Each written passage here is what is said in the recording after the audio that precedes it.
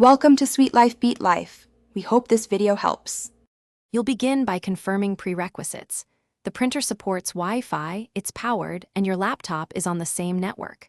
Start the printer's wireless setup mode now, either WPS or its internal Wi-Fi menu. If using WPS, press the router's WPS button within 2 minutes. The printer pairs automatically. If not, choose the printer's wireless settings, select your SSID, and enter the network password. Once done, the printer will attempt to join the network and display connection status or IP address. Now switch to your laptop and open the operating system's printer setup. On Windows, go to Settings Printers and Scanners. On Mac OS, open Printers and Scanners.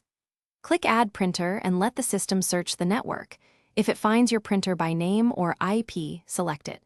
If it does not appear, choose Add by IP and type the printer's displayed IP address. Install the recommended driver or the manufacturer's package so features like scanning and duplex printing work correctly.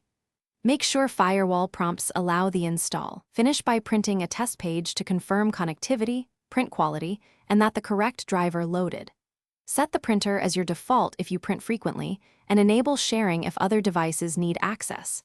If printing fails, disconnect and restart the printer, laptop, and router to clear temporary network issues.